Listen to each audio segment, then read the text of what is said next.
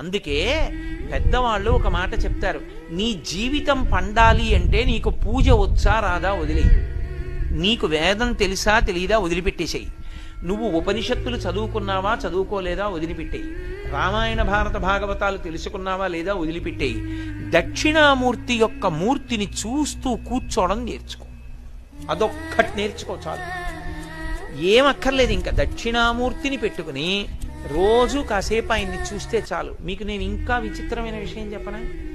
చంటి పిల్లలు కొంచెం కొంచెం పెరిగి పెద్దవాళ్ళు అవుతున్నప్పుడు ఇంట్లో అందమైన దక్షిణామూర్తి విగ్రహం ఉండి, విగ్రహం అంటే ఫోటో కనీసం ఉండి, పిల్లలు కాసేపు దాని వంక చూడడం అలవాటైతే మీరు చూడండి, నేను యథార్థం చెప్తున్న, పెద్దలు నిర్ణయం చేసింది, వాళ్ళు కళ్ళు తిప్పి ఆడుకుంటూ ఆడుకుంటూ పాకడం కూర్చోవడం వచ్చినప్పుడు చూసినప్పుడు వాళ్ళు నిశ్చలంగా కాసేపు ఇలా దక్షిణామూర్తి వంకే చూస్తారు. పిల్లలు చిన్నతనంలో దక్షిణామూర్తి వంక అలా ఎదురుగుండా కూర్చుని చూస్తే